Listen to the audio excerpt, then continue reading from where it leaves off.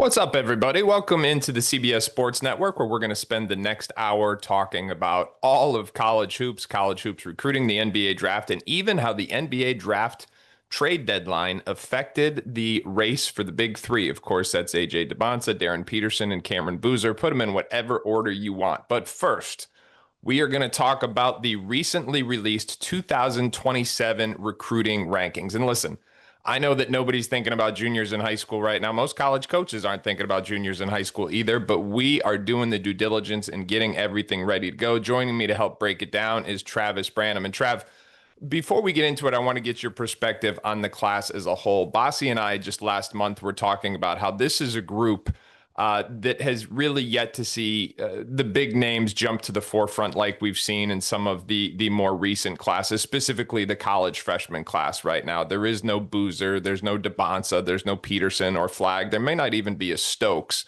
But the spring recruiting period is coming. We're expecting guys to make a name for themselves. Where do you hold this class right now in totality?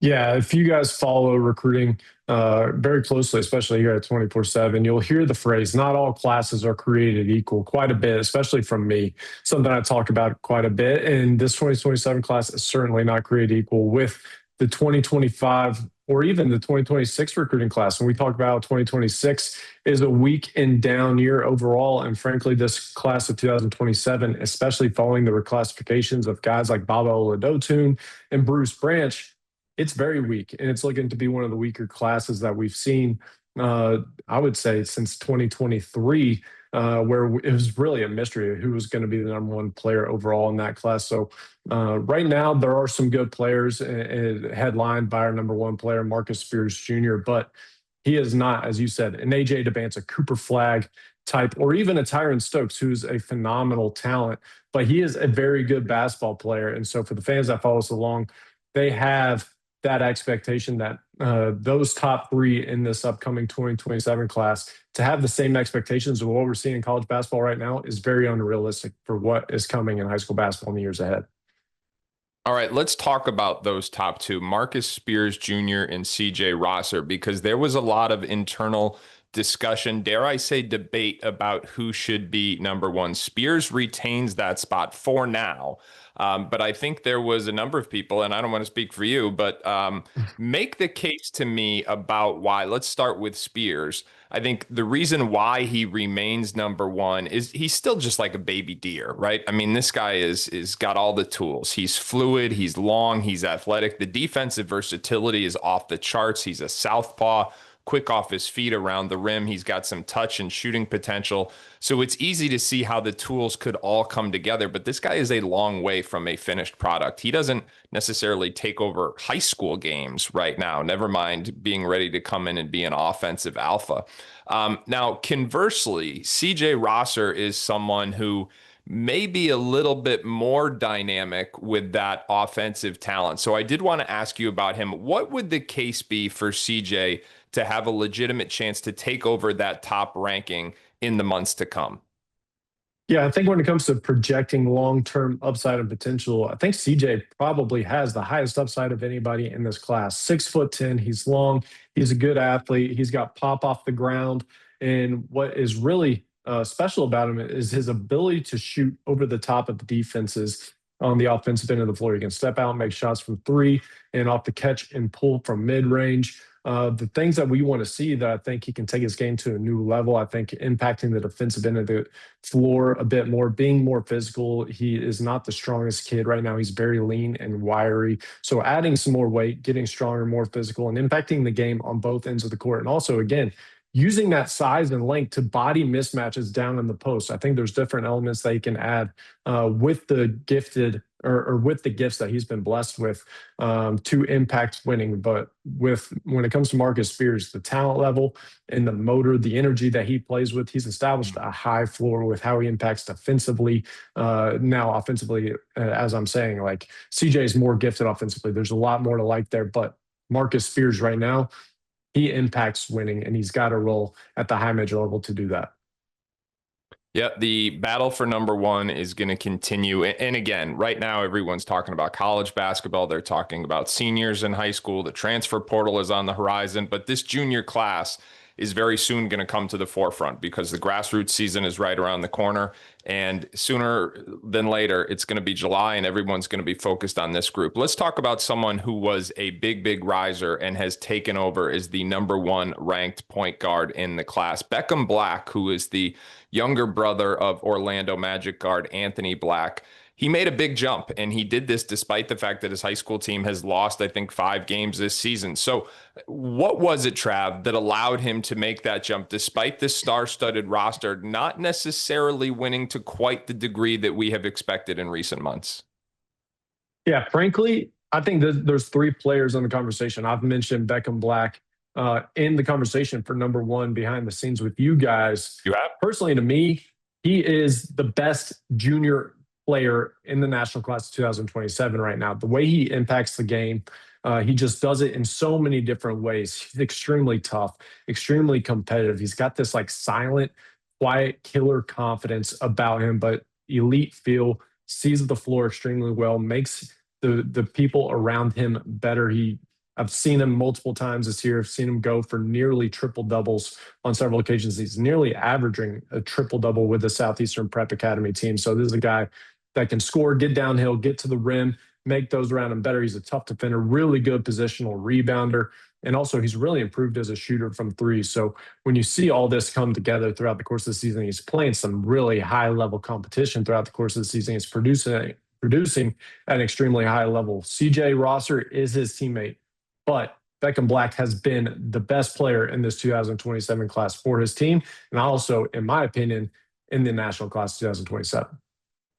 All right, there you go. There's some strong words of praise for Trav about Beckham Black, who has taken over as the #1 ranked point guard in the national class. Now, as I said, this is a group that is about to come to the forefront. They're going to play under the bright lights soon enough, and inevitably, different players will ascend. There will be somebody that is not necessarily a national name right now that becomes one in the months to come. I want to talk about King Gibson a little bit. Because this is someone who I think he's already a top 10 prospect in the class. But when it comes to guards who have impacted winning and simultaneously expanded their game, we don't always see those two things marry themselves together. When a player is able to add new weapons to his arsenal and continue to drive winning at the same level, that's something that King Gibson has done. I think he's made the 3-ball a consistent part of his arsenal.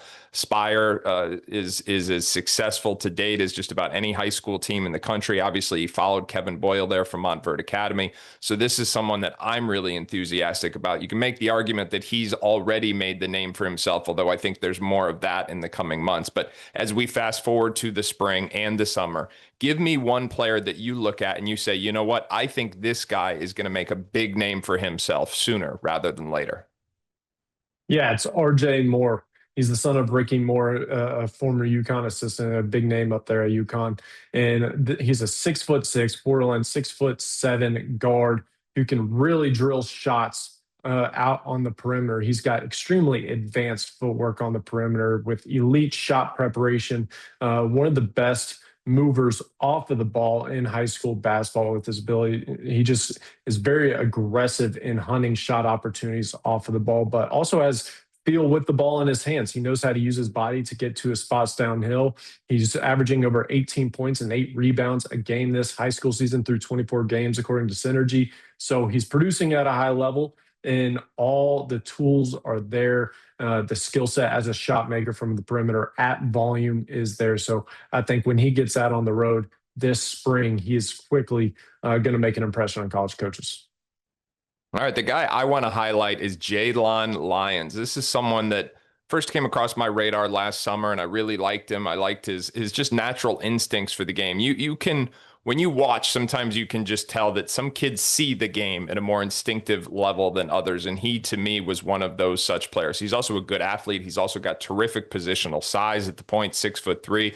Now, hasn't been in a situation where many people have seen him play in a national spotlight this high school season, but that attention is coming in the spring, and I expect Jaylon Lyons to have every opportunity to establish himself as one of the best point guards in the class. I'm looking forward to seeing if he can do it, but he, to me, is someone that has a real opportunity to rise in the coming months. All right, you're not going to want to go anywhere else because we're getting back to talking college basketball next. We're going to talk about the race for the player of the year across all five major conferences and how it could be a historic year for the freshmen.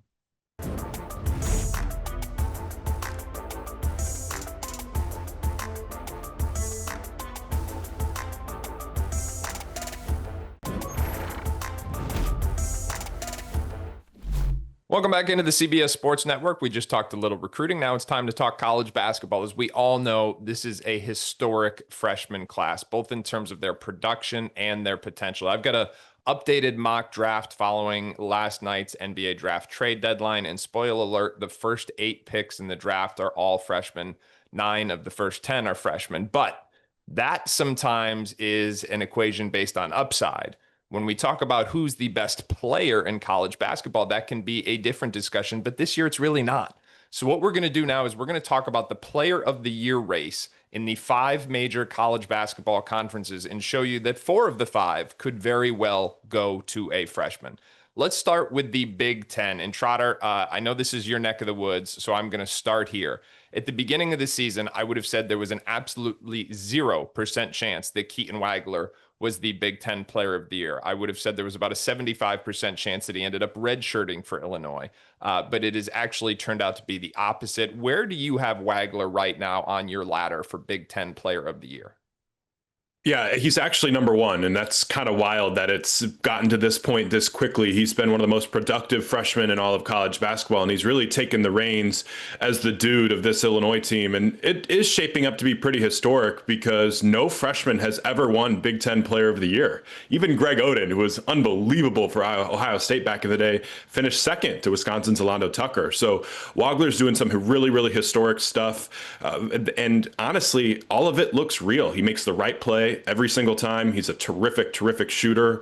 The playmaking has been terrific, and every challenge that he's seen so far, he's passed. He has the biggest one, though, of the season coming up this week against Jeremy Fears Jr., who's one of the Defensive Player of the Year favorites. All right, so when you mentioned Jeremy Fears Jr., Trav, when you look at some of the competition for this Big Ten Player of the Year race, Braden Smith was the runaway favorite coming into the season. Ironically, I think his numbers are still pretty darn good, if not even better than last year. Yaxel Lundeborg, Michigan, has been absolutely dominant, but his individual numbers haven't been quite as gaudy, shall we say. And then Fears has put up great numbers. But he's got the whole Grayson Allen kick me thing going on. So where are you at in terms of who could give Wagler the biggest competition? Yeah, I currently have this as a 3-player toss-up with Wagler, Braden Smith, and Yaxel. And this is where I struggle with it. Who's the most valuable player and who's the best player in the conference? If I had to say who's the best player in the conference, right now it's between Keaton Wagler and Yaxel Lindborg. However, Yaxel is not the most valuable player to his team. He has an extremely strong supporting cast around him. But what I love so much about Yaxel and why this Michigan team is winning is when he's not scoring, he's impacting the game in other ways with his passing and his rebounding and his defense. Whereas with Braden Smith, this kid to me is undeniably the most valuable player to his team and what he means to Purdue. He's the guy that sets the table for everybody out on the floor, and his passing and playmaking have been absolutely spectacular, and it's must-watch basketball. But what's been impressive to me is how he's really taken over a scoring role in this Big Ten conference play this season. He's scoring over 20 points on multiple occasions this season and been really impressive. But his numbers are down. However, that's also come with down minutes. He's playing less minutes than he did last year, but still, he's having an extremely productive year. So right now, it is a toss-up to me between those 3 players. All right, guys, let's look at the Big 12, where it's not just one freshman who is in the mix for Player of the Year. It's 3 freshmen. AJ Devonsa would have my vote today. I think his scoring prowess has been really impressive. And I say that understanding that BYU is going through some adversity right now. But what AJ is doing on the offensive end of the ball, to me, is Brandon Miller like, is, Carmelo Anthony light. I think, maybe even, the sheer volume of what AJ is doing is really impressive. But Trav, you made the point. I'm going to go back to you. You said, and this was a private text, but like, Darren Peterson, when he's right, and if he can get right on a consistent basis going down the stretch of the season here, does he still have a case to be made that he could come out with the Player of the Year award? Yeah, to me, AJ Debance has been spectacular. JT Toppin, to me, has been awesome all year long. And what he's doing against some of the best teams, not only in the conference, but in the country, has been tremendous. But yes, to me, this Big 12 Player of the Year race, it's Darren Peterson's for the taking if he wants to go get it. It's not a question of just how talented and gifted of a player he is. He's shown that throughout the year, playing on limited minutes and while being unhealthy. And if he wants to go out there and really battle and compete for it, I think he would easily go out there and win the Big 12 Player of the Year race because Kansas has shown what they can do without him, and they're a good competitive team without him.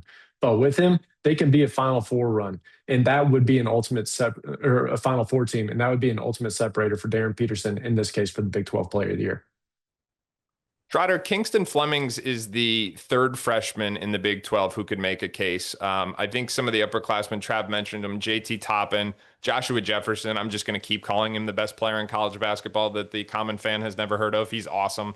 Where are you at in terms of how to handicap this race?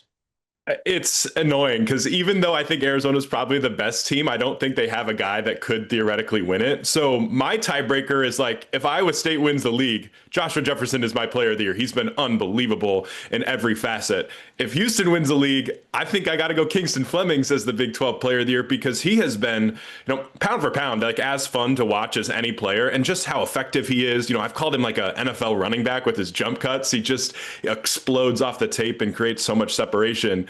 If Kansas gets in there and wins the league, Darren Peterson obviously is certainly going to be the Big 12 player of the year. If Texas Tech works their way in, it's JT Toppin. I feel like I'm copping out with this answer, but that's just how I feel in this league. You have 6 teams that I think could theoretically make a run at the Final Four, and the Big 12 player of the year race is going to be honestly electric over the next 4 or 5 weeks. All right, so we've got 4 different candidates in total who are freshmen who could take player of the year honors in the Big 10 and the Big 12. In the SEC, dare I say the favorite is a freshman in Darius Acuff with what he's doing so far. I mean, just every bit as good as we said. I'm not saying I told you so. I'm not saying I told you so. I'm not saying that Darius Acuff is every bit as good as we said he would. That wouldn't be classy. I'm not going to do that. But fellas, where are you at in terms of the SEC player of the year? Is there some Tyler Tanner love there? Trav, I will come back to you. Who's your pick at this point for SEC player of the year? Right now, it is Darius Acuff. He's averaging over 20 points a game. He's leading the league in assists. He has been absolutely tremendous all year long. The playmaking, the scoring, the clutch shot making, it is all there. This kid is the complete package at the point guard position. However, I think the competition that's starting to creep up on him is Tommy Hauck out of Florida. Florida is really turning this season around throughout their backcourt struggles early in the year. Tommy Hauck has been extremely reliable and productive and not been able to be taken off the court. And now they're rolling in SEC play, tied for first in the league and looking like they could be that Final Four team that we were talking about in the preseason. And Tommy Hauck is a big part of that. He just continues to grow, mature, and evolve as a player and has become one of the best players in the entire conference. Trotter, how do you handicap this thing? Yeah, I kind of think Hauck has a chance. If Florida wins the league, Hauck is probably going to be the guy because he's just nasty, just so nasty, and has been terrific this year. If it comes down to Acuff versus Tyler Tanner, I'm curious how much the head-to-head would come into play there. I thought Acuff thoroughly outplayed Tyler Tanner in their head-to-head matchup earlier this year, so maybe that could tilt the scales for some of the voters. But keep an eye on Keyshawn Hall. Like, if Auburn is able to get back into this mix, Hall is probably going to end up leading the SEC in scoring. He's just basically been a constant double figures guy every single night, can go for 25, 28, 30 points whenever he wants. And then LeBaron Philon is still certainly in this mix too, kind of looming. Because if Alabama is able to get healthy, kind of get rolling a little bit, get on a bit of a run, Philon's counting stats are going to be absolutely, sizzling. And if he's averaging 21, 22 points a game, and Alabama, finishes first or second in the league, I could see him getting the nod too. Guys, there's a conversation to be had about who the national player of the year is, but candidly, I don't think there's much of a conversation about who the player of the year is in the ACC. It's Cameron Boozer. I think, listen, Caleb Wilson, sure, great year.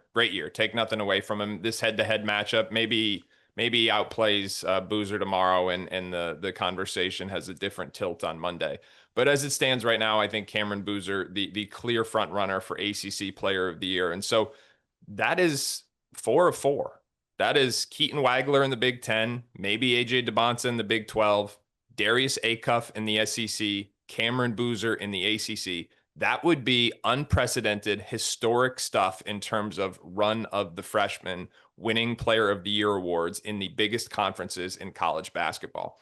Let's finish it up with the Big East. This is the only one in which a freshman really isn't in contention, but it's an interesting dynamic because it's basically Zuby Ejiofor versus whoever you want to pick on UConn. So Trotter, like, how would you, and granted, these two teams play each other tonight. They've got another matchup coming up in the regular season, potentially a third one in the Big East tournament. So there's going to be plenty more chapters to this book. But as it stands now, where are you at in terms of the race for the Big East Player of the Year? I kind of think Silas Demery is the best player for UConn. Defensively, he's been unbelievable, makes a ton of winning plays. Offensively, he's really found his groove as a playmaker, kind of shifting into that lead guard role. Really filled, UConn's biggest hole, right? Last year, their point guards had a turnover rate of over 22% in pick and rolls. This year, Silas Demery comes in and has really kind of solidified things. So it's kind of like those things where if UConn wins the league by multiple games and clearly runs away, it's like, hey, we're the best team. We run away and hide in the Big East. I think you have to give it to UConn, even if Zuby has a terrific counting stats. But it's hard with this UConn team because it feels like some days it's a Braylon Mullins game, some days it's Terrace Reed, some days it's Silas, some days it's Alex Caravan. I just think that Demery impacts the game the most ways for this group. And it's a shame he's not on the Cousy Award list. He's one of the best 10-point guards in college basketball. Yeah, no doubt about it. Trav, I know you are the czar of the portal. Obviously, Demery was a home run fit for UConn, but is he your player of the year in the Big East? Are you going Ejiofor? Or I know you're a huge Alex Caravan fan. How do you feel about that one? No, I got to give it to Ejiofor right now. I think without him, St. John's is completely lost this year. The motor, the physicality that he has brought to the table has just been extremely reliable as they hit their bumps in the road early in the year in November and December, and he's always been there. And without him, they would be heading into the Big East play really struggling even more so. But now they're really finding their groove, and he's continuing to be a double threat on every single night out on the court. And you take him away from this team, frankly, St. John's is not in the race for the Big East championship.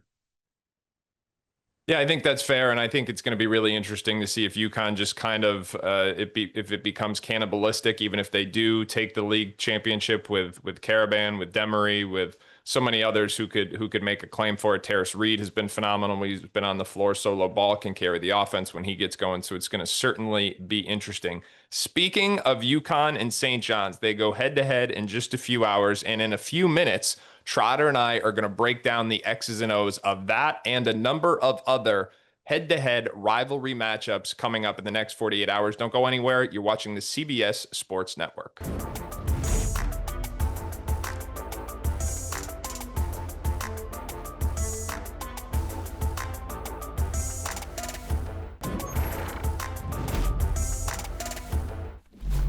We got Duke, Carolina. We got UConn, St. John's. We got Illinois, Michigan State, Kentucky, Tennessee, Houston, BYU. It is an awesome weekend of college hoops, and we are going to break it down between the lines. And we got to begin in North Carolina, right? Duke versus the Tar Heels. There's already plenty of talk about it, Trotter. When you look at this matchup, there you see some of the history of this right here. Hubert Davis, John Shire will coach in it. They both played in it.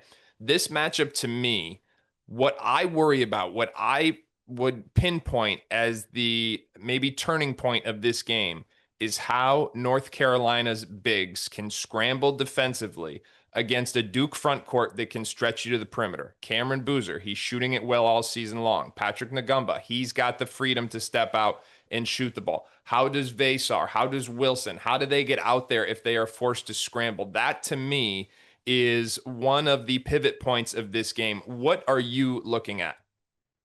I love that we didn't talk about this 1 minute, and that's exactly what I was thinking about as well. Duke they've been number one in the country this year of all high major teams in points per game directly off cuts. That's because their bigs stretch the floor like they do, and they're all great passers. Boozer's a great passer, Gongba's a great passer, Malik Brown, when he checks in, can make really good reads as well. So I think North Carolina being able to guard multiple actions without making coverage busts is going to be absolutely enormous, and that's something that Carolina's really struggled struggled with at times lately. Saw that on that West Coast trip. They just got diced up by anybody and everybody, giving up a lot of open threes.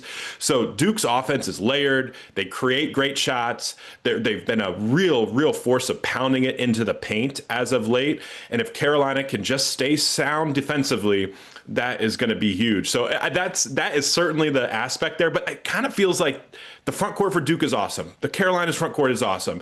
Which guard play, like which guard room honestly has a better day? That feels like it could tilt the scales for me in this one too. All right, that's interesting enough. You mentioned the front court though, and listen, this has got a head-to-head matchup that everybody's going to be talking about. Cameron Boozer versus Caleb Wilson. If you head on over to CBS Sports .com, of course, at the end of the hour, you can see Cam Salerno and I combined to do a scouting piece of how they're going to approach each other. And I think this is an area where, listen, Boozer is going to attack with his physicality. That's where he's got an advantage over Wilson. Wilson is the twitchier athlete. He's going to try and use that to his advantage. Booster's also the better shooter, though. So I think he's going to want to not only force Wilson to guard from different spots on the floor, he's going to want to get into his chest, knock him off balance, and neutralize some of that athleticism. And then what Boozer is known for, those multiple fakes that Wilson will have to have the discipline to stay down on and not allow Boozer to get back to his right hand. And then for Hubert Davis, if Boozer does get the early edge in that matchup, does he send a second defender? If so, when? Boozer's such a good passer. Sometimes opposing coaches have waited until he puts the ball on the floor. Then they're sending that second defender from the weak side of the floor. So that individual matchup, I think, is the tip of the spear and some of the very interesting variables in what could be the chess match between Hubert Davis and John Shire. All right, let's talk about Houston and BYU. This is obviously a BYU team that is struggling a little bit, just coming off the loss at Oklahoma State. That's following the loss at Kansas, trying to get right here. A Houston team that is not the team you want to face when you are struggling, that is known for their physicality. To me, on the surface, this is a conflict between two contrasting styles, right? Houston, physical, they want to beat you up, they're going to pound it inside, but at the same time, they've got some perimeter firepower. Now, BYU, which wants to just get out, score the basketball, shoot a lot of threes, and get the dominoes flowing. AJ DeBonsa with his dynamic scoring. You've got Richie Saunders with his shot making, and Rob Wright hopefully getting back on the right foot as well. Is there a variable or two that you look at in this game and say, hey, that's something I'm going to be watching for?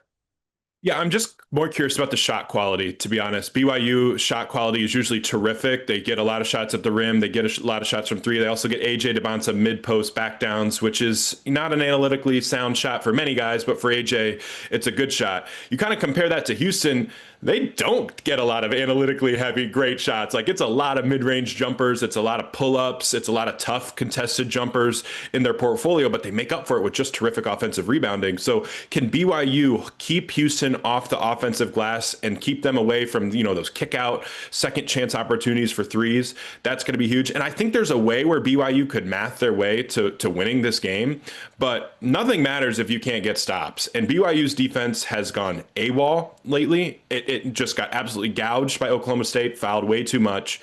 They have to find their rhythm again defensively, because they can't accomplish any of their goals, any of them, unless they guard. And that's where it starts and ends for BYU moving forward. And I'm going to say this too. I think AJ DeBonsa has got to take some onus for that. As good as the offense has been and as good as it was at Oklahoma State, there were moments defensively, just like there were moments at Kansas on Saturday on the glass, where he was uncompetitive, standing straight up and down, bad body language, bad reactivity, just not locked in. And listen, the offense is great. And for people who don't watch the games and just look at the box score, they can say AJ was great, but he's got to be more connected and committed on that defensive end of the floor, not just for them to have a chance to win this game, but also to put himself in the best position for his draft stock and things like that. Trotter, would it surprise you to know that Ken Pom favors BYU in this game? No, because that home court advantage is different. And I do think that BYU at home, off 3 losses, like, if you're going to pay a spot tax if you're into gambling, because BYU at home is going to probably be a team everybody's betting on them to bounce back. They have to get to better starts too. That's one other thing too. Kevin Young said he was sick and tired of seeing every analytic that says BYU is one of the elite second half teams in college basketball. He would much rather not be down by 15 in like second halves, like 8 of them this year. If BYU gets off to a good start, that's kind of paramount, because 15-point deficits to Houston feels like you're down 150. Good use of the word paramount. +2 for Trotter. All right, Illinois, Michigan State. Let's talk about this one in your backyard. Michigan State, another team that's going through some adversity right now. Jeremy Fears Jr. has been one of the most reliable point guards in all of college basketball, but unfortunately, it's for reasons beyond the basketball that we are talking right now. Dusty May brought some attention to it after the Michigan game, and then it really came to the forefront after that with the, I believe it was Wednesday night, the various trips. There was a forearm there. My question to you, how much of a distraction at this point do you think Fears's, let's call it contact plays are? And by extension, what does Michigan State need to do to get right against an Illinois team that is just humming even without Kylan Boswell? Yeah, it's absolutely a distraction. Jeremy Fears Jr., I think, is a basketball genius, and it has to stop. These plays have to stop because he's hurting his team. And I think he knows that, and I think he will. And that's something that I think will not be hard for him to clean up. He will take every inch he can to win a game, but he can play a little bit cleaner, and I think he will moving forward. Now, this matchup is fascinating because Fears has to be his best defensively in this game against Keaton Wagler. You have to stay attached to Wagler. Wagler's shooting is like I hate to call him like a 6'6" Steph Curry, but like that's kind of the stuff that he's doing right now with his ability to pull from deep. Steph. Did you say like or Seth? Steph Curry, like 6'6" Steph Curry. That's what he's doing right now, is pulling from deep with that. And then he has that little floater that he has too. It's just Fears has to stay attached. He just has to stay attached. And Michigan State's scrambling defensively is going to have to be on point because they do a lot of hard hedging defensively, is what Michigan State's kind of known for. That's hard to do against a team like Illinois that has great passing and great shooting at all 4 or 5 positions. So I just am curious to see how much Fears can stay attached to Wagler, because when Wagler is able to draw a second defender and the ball gets popping and the shooting's everywhere and the spacing's immaculate, that's when Illinois is at its absolute best. I'm curious to see the battle on the glass. Michigan State is the best defensive rebounding team in the country and the 6th best offensive rebounding team in the country. And I think that is going to be a subplot because Illinois has got so much positional size and such a willingness to invert their lineups. The big guards like Wagler, but also the bigs who step out and shoot the ball, and thus pull Michigan State's big men onto the perimeter defensively. So these are going to be different blockouts, different rotations than they are accustomed to. And that to me is an interesting subplot of this one. Let's keep it going and talk Kentucky and Tennessee. And this is, believe it or not, a game that both of these teams took some criticism early in the year, and now they're both hot. Kentucky's won 7 of 8. Tennessee has won 5 of 6. Similar dynamic for me, Trotter. Tennessee is the #1 offensive rebounding team in the country, but when you watch them, so much of their offense begins and ends with Jacoby Gillespie. So I think it's an oversimplification to say that Kentucky has to rebound the basketball and control their own backboard. They have to try and make Tennessee one and done. I think that is a step before that. They have to keep themselves out of long rotations to make sure that they are matched up appropriately against that ginormous Tennessee front line. Because if Tennessee makes them scramble, they put them in rotations, then all of a sudden you have a small trying to block out one of those 3 bigs. That is a recipe for Tennessee to really have their way on the offensive glass. That is a variable I'm watching for in this game. What do you have your eyes on? Kentucky is really shooting it well from 3 lately. One of the best 3-point shooting teams in the SEC. I'm just kind of curious if that can stick against this Tennessee defense that I think has started to find its rhythm a bit. Bishop Boswell has turned into an absolute dog defensively, one of the better defenders in this league. Gillespie can guard. Nate Ament, we know when he's locked in, he can be really effective defensively. And Tennessee does a good job of forcing a lot of tough threes. Like, you don't really get many open catch and shoot threes against this Tennessee structure defensively. And so I'm just kind of curious to see how Kentucky is able to hang against that.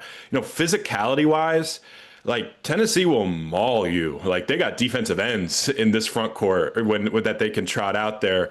And I think that Kentucky is more built than before to handle that. But I do think that this is a different type of beast. And Kentucky has to if Kentucky's threes and their physicality is there, they'll win this game. But the more I think about it, the more I think Tennessee is probably closer to the better version of themselves. And if Kentucky doesn't shoot 38% from 3 again and is down in the low 30s, I think the Vols could go into Lexington and get it done.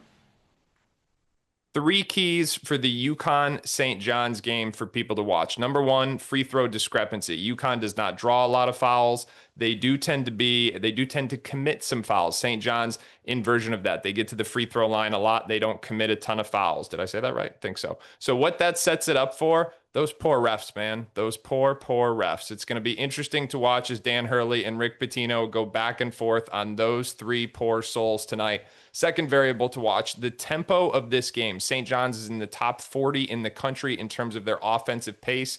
UConn is in the bottom 15%. So who can dictate the tempo? Lastly, the backboard. St. John's, very good offensive rebounding team. UConn just okay. And if Terrace Reed is in foul trouble, they become potentially subpar. Last but not least, crowd control at MSG. Is this a home game for St. John's, or does Stores travel? Those are all things to watch tonight. The game of the night on Friday, UConn St. John's. Trotter, as always, you are a pillar of expertise. People can find you on 247sports.com as well as cbssports.com. We will be right back talking some NBA trade deadline and how it impacts the lottery with the one and only Sam Quinn.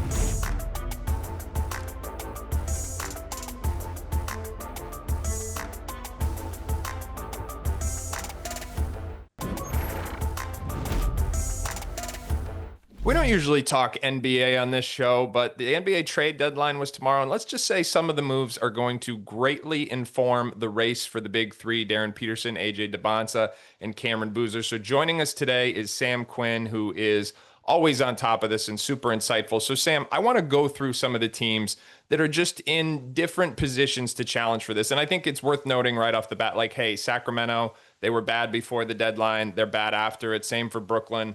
They still got a really good chance to be at the top of this draft. Also worth noting that New Orleans is also bad, but they don't control their own pick. Atlanta does. So New Orleans, no incentive to keep losing.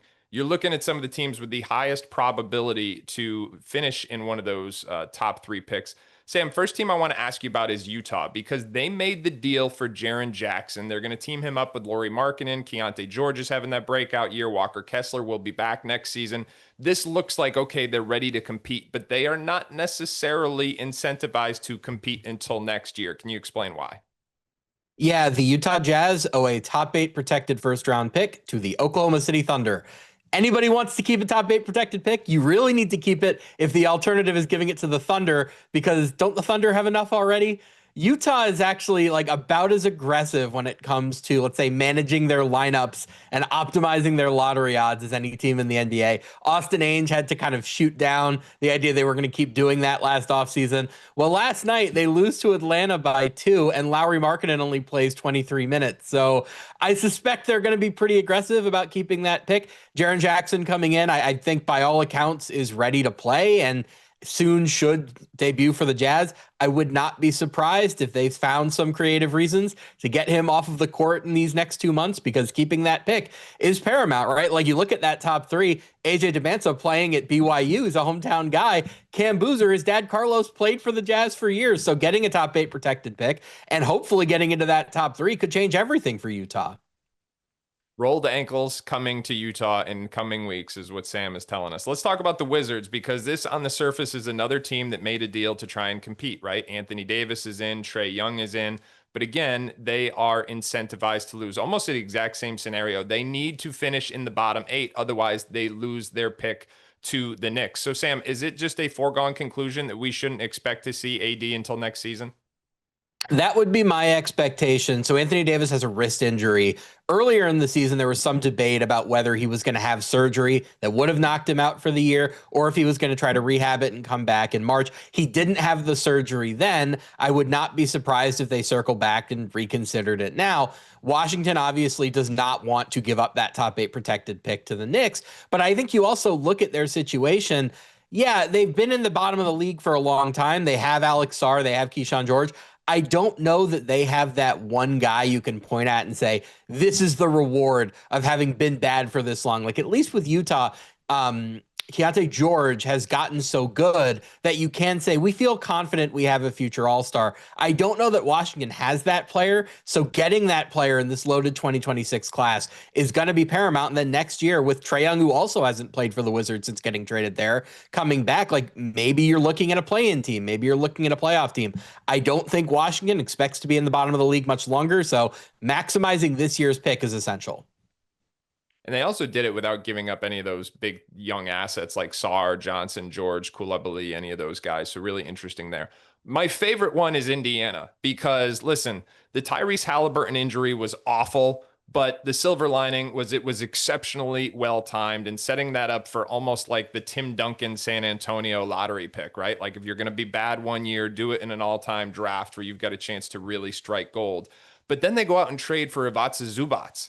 And so now my question is, do they have to play him? Because the protections on this pick, correct me if I'm wrong, but they've got to, if they finish in the top 4, they keep the pick. If it's between 5 and 9, they lose it. Now, Zubac with Pascal Siakam, like they're going to win some games, right? Yeah, absolutely. And the Pacers, like they have not been quite as aggressive as some of these other teams with resting guys. It started to happen a little bit more. But remember, Pascal Siakam just made the All-Star team, right? Like he's been very, very good for them. If he's going to be on the floor, they're probably going to win some games down the stretch. Zubac tends to be pretty durable. He's a good player. There are going to be some stylistic things to figure out. I imagine Rick Carlisle might actually want to have Zubac on the floor a little bit just to work out some kinks so that next year they can really hit the ground running. He hasn't really played in a up-tempo system like this one, so I wouldn't be surprised if he played a little bit. But effectively right now, that pick they gave to the Clippers is a coin flip. If you're in the bottom 3, like the Pacers are at this moment, it's a 52.1% chance to keep it and a 47.9% chance to hand it to the Clippers. The further down you slide, the more those odds change and move in favor of the Clippers. I don't think they're going to slip further than number 5. Right now, the Jazz are 3 wins ahead of them or behind them, depending on how you look at it. So I think that's enough of a cushion that they should probably stay in the bottom 5. But that bottom 5 is very, very clumped together. Sacramento in the top spot with 12 wins, Washington number 5 with 14. So if you're not careful, I think you could stay in that number 5 slot pretty easily. Sam, real quick, 30 seconds or less. Giannis was not traded. Will the Bucks shut him down? They should. The reporting so far right now has indicated he wants to play when he comes back, so that's going to be something they have to figure out behind closed doors. The Bucks don't control their own pick. They get the worst of their own or New Orleans's. Considering how bad the Pelicans are, I don't think that's the worst thing. You're going to get a high pick either way, and if they both jump up on lottery night, then you're both thrilled. So I think they should be doing everything in their power to convince him to not play, but Giannis is a very competitive guy. I don't know how much he's going to be on board with doing that. Sam, thank you so much, everybody. Don't go anywhere. We've got one more draft take coming up after the break.